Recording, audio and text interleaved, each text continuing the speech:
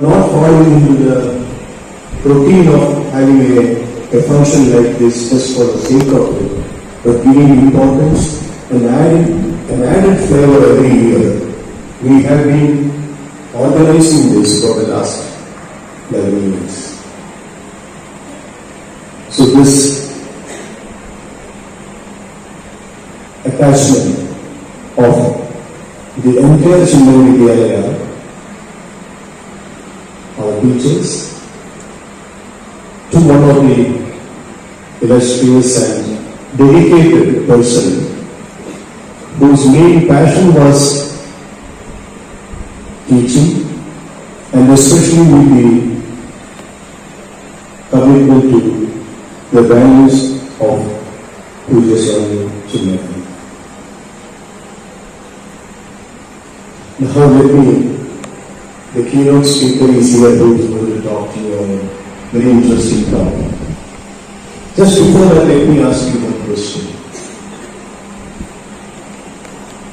Have you heard any time somebody calling out and saying, hey, let us argue?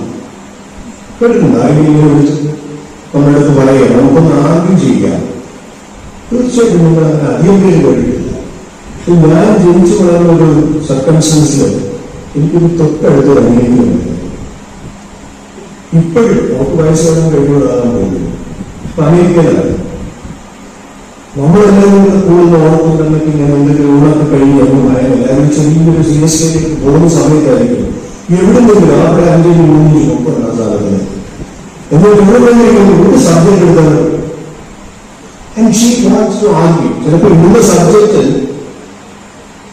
അന്ന് ഒബാമയുടെ election ആയിരിക്കും, അല്ലെങ്കിൽ ഇപ്പോഴത്തെ ട്രംപിന്റെ കാര്യമായിരിക്കും. എവിടെന്നെങ്കിലും ഒരു ടോപ്പിക് എടുത്തിട്ട് she just wants to start an argument and she still continues that. അത് കഴിഞ്ഞിട്ട് ശരിക്കും എന്റെ ജീവിതത്തിൽ where you really enjoyed arguments was with Professor Mukherjee. When I still continue to be the chief servant, and he was our academic and administrative coordinator. So whenever we sit together to discuss something, Mukherjee will turn it around into a kind of an argument. Probably this is because of his deep knowledge of Vedanta to some extent, and is bringing out to the subject of Tarka Shastra or something like that. But it was always very interesting, and at the end of the day, we come out with some solutions which otherwise wouldn't have turned up.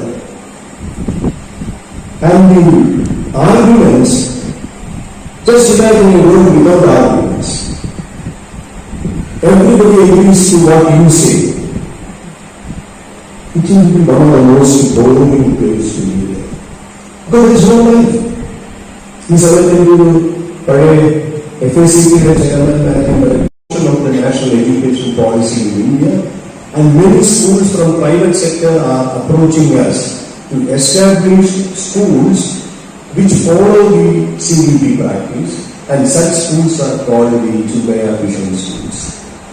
We have a teacher with vast experience as a principal, as a teacher, as an organizer, to coordinate the activities of Chinmaya Vision program across our schools. She is also present here. So you can understand the kind of importance which we give for totally different and out-of-the-box kind of enthusiasm in developing the minds of the children. It is also worthwhile to mention here, though maybe a passing remark, that Chinmaya Vishwavidyalaya, the ultimate in educational field, that is, we start from the pre-KG, we go to the university level.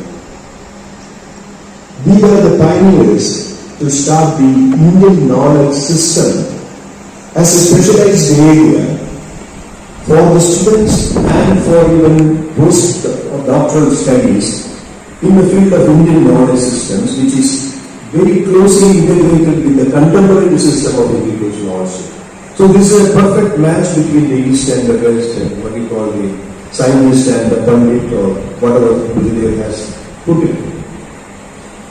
I'm very happy to say that Indian knowledge systems have now become a special subject in various institutions in India, including AICT, which has authorized many engineering colleges in India to be centers of ideas, centers of Indian knowledge system.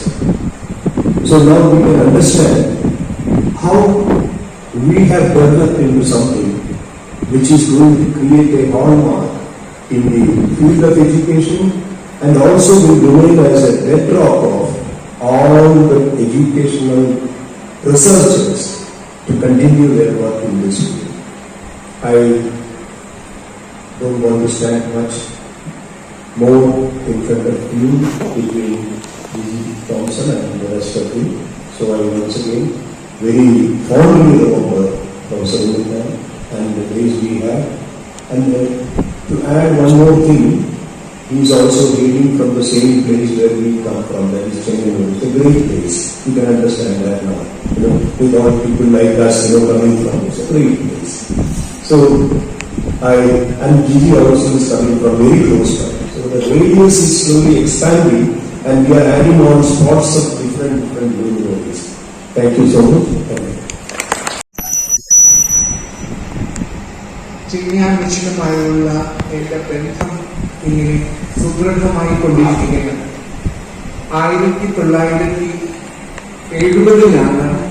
ഞാൻ ആദ്യമായിട്ട് ചിന്യാനന്ദ സ്വാമിജിയെ കണ്ടതും കേട്ടതും. അന്ന് അദ്ദേഹം തിരുവനന്തപുരം ടാഗോർ തിയേറ്ററിൽ നടത്തിയ ഭഗവത്ഗീത പ്രഭാഷണം കേൾക്കാൻ ഒരു വിദ്യാർത്ഥിയായ ഞാനും ഉണ്ടായിരുന്നു.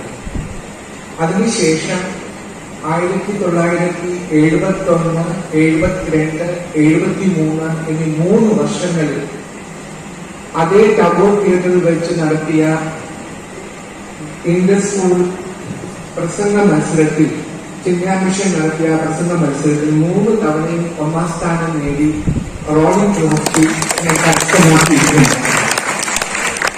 അത് പിന്നീട് മാർവേണീസ് കോളേജിൽ പ്രീഡിഗ്രിക്ക് പഠിച്ചപ്പോൾ ആ റോളിംഗ് ട്രോഫി ഇതേപോലെ മനോഹരമായ റോളിംഗ് ഓർന്ന് എഴുതിയ ഒരു റോളിംഗ് ട്രോഫി അന്നത്തെ മാർവേണീസ് കോളേജ് പ്രിൻസിപ്പലിന് ഫാദർ ഗീവർഗീസ് പഠിത്തത്തിൽ കൊടുക്കുകയും അദ്ദേഹം അത് മറ്റുള്ള ട്രോഫികളൊക്കെ മാറ്റി വളരെ മനോഹരമായ ട്രോഫി ആയതുകൊണ്ട് അദ്ദേഹത്തിന്റെ വലുത് പക്ഷെ എല്ലാവരും കാണിക്ക വെക്കുകയും ചെയ്തിരുന്നു.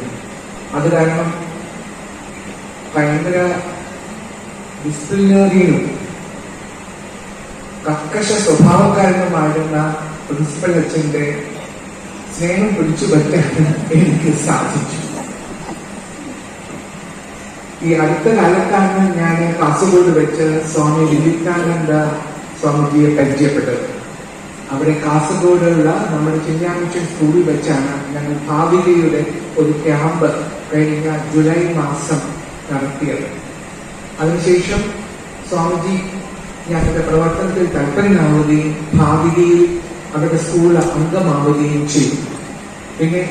പിന്നീടാണ് എന്നെ ശ്രീ സുരേഷ് മോഹനും ടീച്ചർമാരോട് വന്ന് എന്നെ ഈ പ്രഭാഷണം നടത്താനായിട്ട് ക്ഷണിച്ചത്.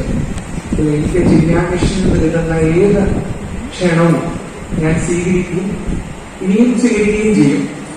അതുകൊണ്ട് എനിക്കൊരു ഹോം കമ്മിങ് ആണ് ഇവിടെ വരുന്നത്. ഇന്ന് നമ്മൾ ഓർക്കുന്നത് ഒരു ഗുരുശ്രേഷ്ഠനായ പ്രൊഫസർ ടി.കെ.എസ്. ഉള്ളത്താൻ സാറിനെയാണ്.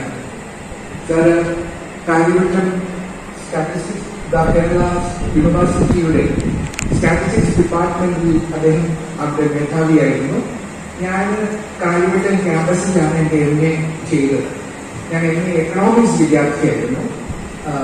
സ്റ്റാറ്റിസ്റ്റിക്സ് ഞങ്ങളുടെ ഒരു വിഷയമാണ് എക്കണോമിക്സിന്റെ, പക്ഷെ അത് വേറെ ഡിപ്പാർട്ട്മെന്റാണ്. സ്റ്റാറ്റിസ്റ്റിക്സ് വേറെ ഡിപ്പാർട്ട്മെന്റാണ്. സാറിനെ ഞാൻ കൂടുതൽ മാത്രമേ കണ്ടിട്ടുള്ളൂ, എനിക്ക് പരിചയമില്ല. അദ്ദേഹത്തിന്റെ ഉന്നതമായ അധ്യാപന പാരമ്പര്യവും പിന്നീട് ചിന്യാ വിദ്യാലയങ്ങളുടെ അഡ്മിനിസ്ട്രേറ്റീവ് കോർഡിനേറ്റർ എന്നുള്ള നിലയിലുള്ള പ്രവർത്തനവും എല്ലാം എല്ലാവരാലും ശ്ലാഘിക്കപ്പെടുന്നുണ്ട്. അതിന്റെ ഓർമ്മകളാണ് എന്ന് പ്രിയപ്പെട്ട ശ്രീ സുരേഷ് മോഹൻ ഇവിടെ പുതുക്കിയത്. അദ്ദേഹത്തിന്റെ ധന്യസ്മരണകൾക്ക് മുമ്പിൽ ഞാൻ എന്റെ പ്രണാമം അർപ്പിച്ചുകൊള്ളട്ടെ. നമ്മള് ഒരു പോലെ ഒരു കഥ പോലെയായിരുന്നു നമ്മളെ പഠിപ്പിച്ചു തന്നത്. അപ്പൊ അത്രയും സബ്ജക്റ്റിന്റെ സാറ് വളരെ ബുദ്ധിമാനായിരുന്നു, വെരി ഇന്റലിജന്റ് പേഴ്സൺ. പക്ഷെ കയ്യിൽ ഈ ഒരു ക്ലാസ് റൂമിലൊക്കെ വരുമ്പം ഈ മാത്തമാറ്റിക്കൽ സയൻസ് പഠിപ്പിക്കുന്നതിന് കയ്യിലൊരു ബുക്കോ ഒരു നോട്ട്ബുക്കോ ഒന്നും കയ്യിൽ കാണില്ല. വൈറ്റലിനെ കിട്ടാണ്. ഇപ്പോഴും സാറിന്റെ ആ ബ്രദറിനെ കണ്ടപ്പോൾ എനിക്ക് ആ സാറിനെ ഓർമ്മ വരുമായിരുന്നു. ഒരു ടീം ബ്രദർ പോലെ തന്നെ തോന്നി. പക്ഷെ സാറ് കുറച്ചുകൂടെ സിമ്പിൾ മാനായിരുന്നു. വൈറ്റൽ കിട്ട് അങ്ങനെ കണ്ടിട്ടുള്ളൂ, എനിക്കറിയില്ല. ഞാൻ എന്നാലും ആ സാറിന്റെ സിംപ്ലിസിറ്റി ഞാൻ പറയുക. ആ സിംപ്ലിസിറ്റി, ജീവിതത്തിലെ ആ സിംപ്ലിസിറ്റി തന്നെയായിരുന്നു ടീച്ചിങ്. വളരെ സിമ്പിളായിട്ട് കാര്യം. ഇപ്പോഴും ആ പഠിപ്പിച്ച പല കാര്യങ്ങളും നമുക്കിപ്പോഴും നമ്മുടെ മെമ്മറിയിലുണ്ട്. അപ്പൊ നിങ്ങൾക്ക് മനസ്സിലാവും അത് എങ്ങനെയുള്ള ഒരു അധ്യാപകനായിരുന്നു. പിന്നെ സ്റ്റാറ്റിസ്റ്റിക്സ്, ശരിക്കും സ്റ്റാറ്റിസ്റ്റിക്സുകാർക്ക് സാറ് പറഞ്ഞ പോലെ ഒരു എക്കണോമിക്സ്, ക്യാമ്പസിലെ economics, psychology, democracy, population studies, economics, ഇതൊക്കെ സ്റ്റാറ്റിസ്റ്റിക്സ് ഒരു സബ്ജക്ട് പഠിപ്പിക്കണമായിരുന്നു. അതൊക്കെ പോയി പഠിപ്പിക്കുന്നത് ഉണ്ണിത്താൻ സാറാണ്. ഞാൻ അവിടെ ക്യാമ്പസിലെ ഹോസ്റ്റലിൽ നിൽക്കുമ്പം ഉണ്ണിത്താൻ സാറ് അവിടെ ക്ലാസ് എടുക്കാൻ പറ്റും. സൈക്കോളജി സ്റ്റുഡൻസ് ഒക്കെ ഞങ്ങൾക്ക് നല്ല ലൈവ് ക്ലാസ് ആണ് സാറിന്റെ. അപ്പം സൈക്കോളജിക്കാരെ പഠിപ്പിക്കാൻ ചെല്ലുമ്പം അവരിലേക്ക് ഇഴുകിച്ചേർന്ന് അങ്ങനത്തെ ഒരു ടീച്ചിങ്, വളരെ പാഷനുള്ള ഒരു അധ്യാപകനായിരുന്നു ടീച്ചിങ്. സാറ് ബഹുമാനായിരുന്നു. ശരിക്കും വേണമെങ്കിൽ ഒരുപാട് സ്റ്റാറ്റിസ്റ്റിക്സ്, തിയറം, അങ്ങനെയൊക്കെയുള്ള കാര്യങ്ങളൊക്കെ ചെയ്യാനായിട്ട് സാധിക്കുമായിരുന്നു സാർ. ആ സ്റ്റാറ്റിസ്റ്റിക്സ് നോളജ്. പക്ഷെ സാർ അതിനേക്കാൾ കൂടുതലായിട്ട് കുട്ടികളെ എങ്ങനെ ട്രെയിൻ ചെയ്യണം, അതായിരുന്നു സാറിന്റെ ഒരു. അപ്പം ഓർമ്മയിൽ വരുന്ന മറ്റൊരു കാര്യം, ഈ ലാസ്റ്റ് സെമസ്റ്ററൊക്കെ ആകുമ്പോഴത്തേക്കിനും അന്നത്തെ കാലത്ത് ഈ കോച്ചിങ് സെന്ററോ ഇന്റർനെറ്റോ യൂട്യൂബോ ChatGPT അങ്ങനത്തെ ഉള്ള ഒന്നും ഇല്ലായിരുന്ന ഒരു കാലത്തായിരുന്നു. ഈ ഹയർ സ്റ്റഡീസ് നമ്മൾ പഠിക്കണമെന്നുണ്ടെങ്കിൽ നമുക്ക് ഫെലോഷിപ്പ് കിട്ടണം. CSIR, UGC ഇങ്ങനെയുള്ള ഫെലോഷിപ്പ് കിട്ടിയെങ്കിൽ, അല്ലെങ്കിൽ വീണ്ടും നമ്മൾ പോസ്റ്റ് ഗ്രാജുവേഷൻ കഴിഞ്ഞിട്ട് വീണ്ടും നമുക്ക് വീട്ടുകാരുടെ കയ്യിൽ നിന്ന് പൈസ ഒക്കെ അന്നത്തെ കാലം പറഞ്ഞാൽ ഏകദേശം 40 വർഷത്തിന് മുമ്പുള്ള സാർ 4ാമത്തെ സെമസ്റ്റർ ആകുമ്പോഴത്തേക്കും കുട്ടികളെ വോളണ്ടറിയായിട്ട് വിളിച്ച് ട്രെയിനിങ് കൊടുക്കും. പല കുട്ടികൾക്കും CSIR ഫെലോഷിപ്പ് ആദ്യത്തെ ചാൻസ് തരും. നമുക്കൊരു ഐഡിയ ഇല്ലാതെ പല കുട്ടികൾക്കും ഈ ഫെലോഷിപ്പ് കിട്ടിയിട്ടുണ്ട്. ഈവൻ ISS, ഇന്ത്യൻ IAS പോലെ സ്റ്റാറ്റിസ്റ്റിക്സിന്റെ highest ISS, Indian statistical service, കുട്ടികൾക്ക് സാറ് ട്രെയിനിങ് കൊടുത്ത് അത്രമാത്രം നോളജ് ഉള്ള ഒരു വ്യക്തിയായിരുന്നു നമുക്ക് മനസ്സിലാക്കാം. സാറ് ട്രെയിനിങ് കൊടുത്ത് ISS കിട്ടിയ കുട്ടികൾ എനിക്ക് ഉണ്ണിത്താ സാറിന്റെ ട്രെയിനിങ്ങിലാണ് ഇത് കിട്ടിയെന്ന് പറഞ്ഞിട്ടുണ്ട്. അങ്ങനെ അത്രമാത്രം എനിക്ക് അവിടുന്ന് ഞാൻ MSc കഴിഞ്ഞ ഉടനെ തന്നെ ആരോഗ്യത്തിൽ RCCയിൽ സ്റ്റാറ്റിസ്റ്റീഷ്യനായിട്ട് കഴിഞ്ഞു. അവിടുത്തെ പ്രശ്നങ്ങളായിരുന്നു. പക്ഷേ RCCയിൽ എനിക്ക് ജോലി കിട്ടി. ഉണ്ണിത്താ സാറുമായിട്ട് എനിക്ക് ഒരു ബന്ധമുള്ളത് സാറായിരുന്നു. 2007 അവിടുത്തെ ഒരു പേഷ്യന്റായിട്ട് സാർ വന്നു. സാറിന് സ്റ്റേജ് 3 ലിംഫോമയായിരുന്നു. ശരിക്കും സാറിന്റെ വൈഫ് വന്നു. അങ്ങനെ ആദ്യം ഡോക്ടർ പറഞ്ഞു ഇത് സ്റ്റേജ് 3 ആണ്, ക്യൂറബിൾ ആകാനുള്ള ചാൻസ് വളരെ കുറവാണ്, എന്നാലും നമുക്ക് ട്രീറ്റ്മെന്റ് സ്റ്റാർട്ട് ചെയ്യാം എന്ന് പറഞ്ഞു. അങ്ങനെ സാറ് നമുക്ക് എപ്പോഴും സാറിന്റെ ആ മുഖം എന്ന് പറയുന്നത് ആ വൈറ്റ് ആൻഡ് വൈറ്റ് ക്ലാസ് റൂമിലെ ആ ഒരു ഫിഗറാണ് എപ്പോഴും നമുക്ക് ഓർമ്മ വരുന്നത്. ട്രീറ്റ്മെന്റ് ഒക്കെ എടുത്ത് കുറച്ചു നാളൊക്കെ ആയപ്പോഴത്തേക്കും സാർ വീൽചെയറിൽ വന്നു കുറച്ച് സമയമൊക്കെ ആയപ്പോഴത്തേക്കും ലാസ്റ്റിൽ കീമോ ഒക്കെ എടുക്കാൻ തീരെ ആവശ്യമായിരുന്നു. പക്ഷെ ട്രീറ്റ്മെന്റ് എല്ലാം കംപ്ലീറ്റ്. ഒരു കാര്യം എടുത്തു പറയേണ്ടത് സാറിന്റെ വൈഫും മക്കളും ഒക്കെ ലീവെടുത്തു. അദ്ദേഹത്തെയൊക്കെ ഞാൻ കണ്ടിട്ടുണ്ട്, എൻ്റെ അടുത്ത് വന്നിട്ടുണ്ട്. സാറിന്റെ അവരുടെ ആ ഒരു കെയറിങ്, അപ്പൊ സാർ എങ്ങനെയുള്ള ആളായിരുന്നു നമുക്ക് ഊഹിക്കാൻ പറ്റും. അവരുടെ കെയറിങ്ങും സാറിന്റെ ആ വിൽ പവറും പിന്നെ most important report face sir ക്യൂറായി, ഡിസീസ് കംപ്ലീറ്റ്ലി ക്യൂർഡ്. സാറ് എന്നെ ട്രീറ്റ് ചെയ്ത ഡോക്ടർ എപ്പോഴും ഞാൻ കൂടെ കൊണ്ടുപോയായിരുന്നു, അകത്ത് കയറുന്ന റൂമിൽ ഞാൻ എപ്പോഴും ഡോക്ടറിന്റെ അടുത്ത് കയറുമായിരുന്നു. അപ്പൊ സാറ് എൻ്റെ അടുത്ത് ആ ഡോക്ടർ പറയുമായിരുന്നു, എലിയമ്മയുടെ സാറ് ഇനിയിപ്പം ഫോളോ അപ്പിന് വരണ്ട, ഡിസീസ് പൂർണ്ണമായിട്ടും ക്യൂറായി എന്ന്. അങ്ങനെയാണ് കുറച്ചുനാൾ കഴിഞ്ഞപ്പോഴത്തേക്കിനും പിന്നെ ഫോളോ അപ്പിനൊന്നും ഇല്ലാതെ വരാതായി. വീണ്ടും സാറ് പഴയതുപോലെ പൂർണ്ണ ആരോഗ്യത്തോടെ കുട്ടികളെ അവരെ കെയർ ചെയ്യുകയും മോട്ടിവേറ്റ് അവരെ ശരിക്കും ഒരുപാട് കുട്ടികൾക്ക് വഴികാട്ടിയായിത്തീരുന്നു എന്നുള്ളത് ഇവിടെ സീനിയറായിട്ടുള്ള ആൾക്കാർക്കൊക്കെ അറിയാൻ പറ്റും.